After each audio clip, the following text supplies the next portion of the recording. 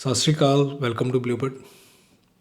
ये वीडियो आप देखने आए हैं तो मतलब आप यूएस का B1 B2 वीज़ा लेना चाहते हो और आपको ये पता होगा, यदि आप नॉर्थ इंडिया से हो, आप हरियाणा पंजाब से बिलोंग करते हो या फिर आप गुजरात से बिलोंग करते हो, तो आपको पता है कि यूएस वीज़ा की वैल्यू कितनी है। मतलब यूएस जाने के लिए हरियाणा पंजाब गुजरात में लोग 50-60 लाख रुपया डोंकी वालों को दे देते हैं जो इलीगली यूएस पहुंचाते हैं। और लास्ट जो ट्रम्प का सेशन रहा था, ट्रम्प सरकार का, उस टाइम पे तो लोगों ने 1-1 करोड़ रुपया भी दे दिया था फैमिली के साथ। तो बड़ी हैरानी वाली बात है कि यूएस जाने के लिए लोगों के पास इतना ज़्यादा पैसा है। बट आप खुद इंटरव्यू देना चाहते हो, इसलिए वीडियो में आए हैं। आप वीडियो को एंड तक देखना चाहते हैं क्योंकि टिप्स हैं इस वीडियो में डेफिनेटली कि आप यूएस का वीज़ा कैसे ले सकते हैं और कैसे आप इंटरव्यू क्रैक कर सकते हैं, क्योंकि आज की वीडियो में हम इसी पे बात करने वाले हैं। लेकिन एक छोटा सा फेवर हम भी चाहते हैं आपसे।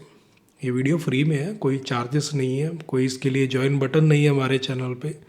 लेकिन एक छोटा सा फेवर यही है कि चैनल को सब्सक्राइब जरूर कर दें, क्योंकि आप सब्सक्राइब करोगे तो हमें मोटिवेशन मिलेगा और ऐसी वीडियोस हम लेके आएंगे तो डेफिनेटली उससे हमें काफ़ी मोटिवेशन मिलता है।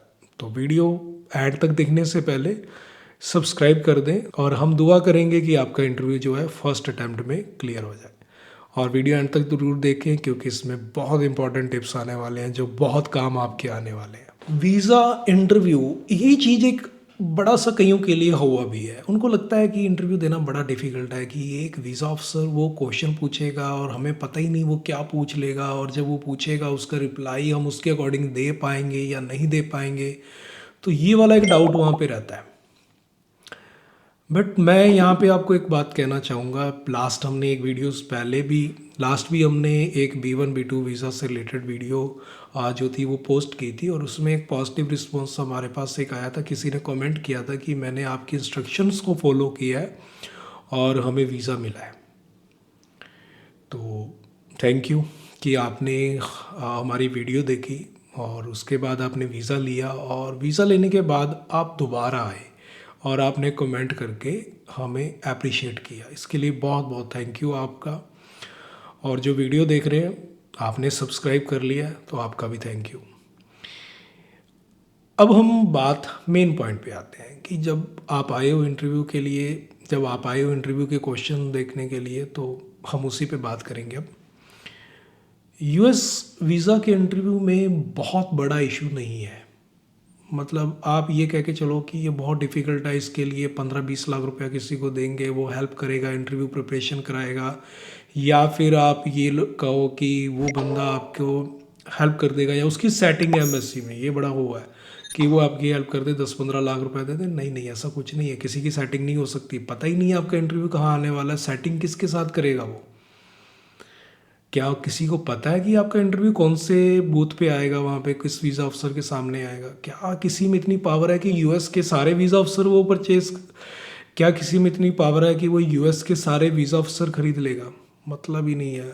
वीज़ा इंटरव्यू आप पे ही निकलने वाला है, बस वो आप पे ही गेम खेल रहा है और आपसे 15-20 लाख रुपए ले जाएगा। मत देना, अपना इंटरव्यू खुद क्लियर करो।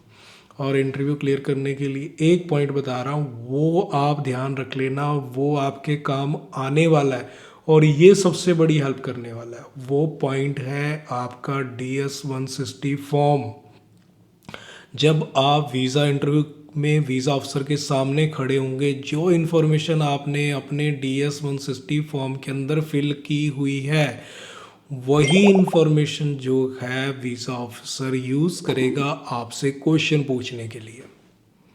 वो कहीं और से पूछने वाला नहीं है। वो ये नहीं पूछेगा कि इस बार ट्रम्प सरकार को कितने वोट पड़े हैं, वो नहीं पूछेगा कि इंडिया में कितनी स्टेट हैं, वो नहीं पूछेगा कि इस टाइम अमेरिका की पॉपुलेशन कितनी है, वो नहीं पूछेगा आपसे कि अमेरिका के अंदर इकोनॉमिकल सिचुएशन क्या है या वर्किंग आवर्स क्या चल रहे हैं, या फिर लोग कैसे रह रहे हैं, या फिर वो जो टूरिस्ट प्लेस है वहाँ पे कितने लोग जाते हैं, कहाँ कहाँ से लोग आते हैं। ये क्वेश्चन नहीं होने वाले वहाँ पे। क्वेश्चन होने वाले हैं जो DS-160 फॉर्म में आपने फिल कर दिया, वहीं से क्वेश्चन होंगे कि आप काम क्या करते हो, आप यूएस जाना क्यों चाहते हो, आप यूएस की कौन सी सिटीज़ में जाना चाहते हो, क्योंकि ये सब तो DS-160 फॉर्म में वो पूछ चुके होते हैं।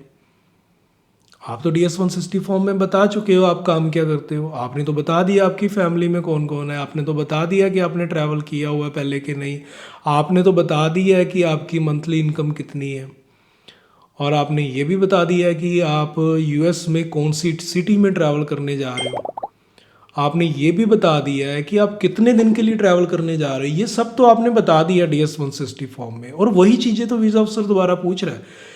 पूछने का रीज़न क्या है कि सिंपल कि जो आपने इंफॉर्मेशन DS-160 फॉर्म के अंदर दी है, क्या आपको पता है कि आपने फॉर्म में फिल क्या किया हुआ है, क्या आप वर्बली उस चीज़ के बारे में जानते हो, क्या उसको एक्सप्लेन कर सकते हो कि नहीं कर सकते, यही क्वेश्चन है वहाँ पे, इसके बाहर कुछ नहीं है वहाँ पे। तो इसलिए सबसे इम्पॉर्टेंट चीज़ है अपने DS-160 फॉर्म जो आपने इंफॉर्मेशन फिल की है उसको कंप्लीट आप प्रिंट निकाल लो, 8-10 पेज होंगे, प्रिंट निकाल लो, प्रिंटर घर में है तब भी ठीक है, नहीं तो कैफ़े में जाके उसका प्रिंट निकलवा के ले आओ, 50-100 रुपये आपका मैक्सिमम लगेगा।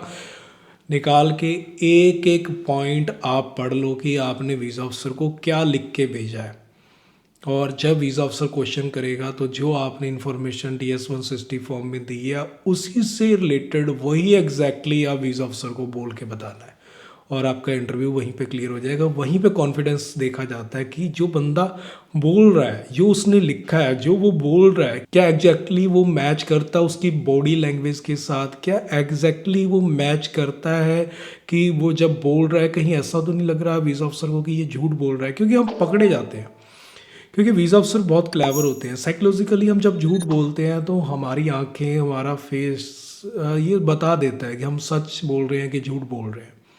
तो ये चीज़ें वीज़ा अफसर ने पकड़नी होती हैं कि जब आपको वीज़ा अफसर पूछेगा आप मंथली कितना कमाते हो, आपने फॉर्म में तो भर दिया कि 60,000 रुपये महीना मैं कमा रहा हूँ, या फिर आपने कैलकुलेशन दे दी कि मेरी तो 7,20,000 रुपया जो है साल की इनकम है। वीज़ा अफसर ने वही पूछ लिया आप साल में कितना कमाते हो, और आपने बोला कि मैं 6.5 लाख रुपया कमाता हूँ। वीज़ा अफसर ने कहना कि यहाँ तो 7.25 लाख रुपये आपने लिखा, 6.5 लाख कैसे हो गया, मतलब कुछ तो गोलमाल है। तो वो जो गोलमाल है उसी की वजह से वीज़ा रिफ्यूज़ हो जाता है, और यही रीज़न होते हैं। और होता क्या है कि काफ़ी लोग बस DS-160 फॉर्म किसी से फिल करवा लेते हैं और वहाँ पे 3,000-5,000 रुपये वो लोग लेते हैं और फॉर्म फिल करके दे दिया, बट बताया नहीं कि एक्चुअल में आपके साथ होने क्या वाला है वहाँ पे। और जब आप लोग उनसे पूछते हो कि क्या पूछेंगे तो वो बोल देते हैं बस आपके बारे में ही पूछेंगे और आपके बस ये क्वेश्चन का आंसर दे देना वही। लेकिन ये कोई नहीं बताता कि जो मैंने DS-160 फॉर्म फिल करके दिया है यही पूछने वाले हैं, इसी में से पूछने वाले हैं। भैया पढ़ के जाना, पढ़ के जाओगे तो वीज़ा निकलेगा, नहीं तो नहीं निकलेगा। ध्यान रख लो, DS-160 फॉर्म में जो फिल किया वही पूछने वाले हैं, वही आंसर आपने देने, एग्जैक्टली मैच करते हो, आपस में कोई कन्फ्यूज़न ना हो। फॉर्म में तो आपने कह दिया कि मैं न्यूयॉर्क में घूमना चाहता हूँ, लेकिन वीज़ा अफसर ने पूछा कि कहाँ घूमने जा रहे हो, तो बोला मैं तो कैलिफोर्निया घूमने जा रहा हूँ। तो वीज़ा अफसर समझ जाएगा कि फॉर्म किसी और ने फिल किया और इंटरव्यू देने कोई और आ गया। तो ये रीज़न होते हैं मैक्सिमम रिफ्यूज़ल के, और ये पॉइंट कोई नहीं बताता है। और मैक्सिमम क्यों नहीं बताते, मैं एक छोटा सा रीज़न दे देता हूँ। रीज़न ये होता है कि जो आपका DS-160 फॉर्म वो फिल करके दे देते हैं, उसकी कॉपी देने से वो इसलिए घबरा जाते हैं कहीं हमने कोई गलती करी हुई तो पकड़ ना ले ये बंदा, कहीं ये पकड़ी ना जाए गलती कि मैंने फॉर्म गलत फिल कर दिया था।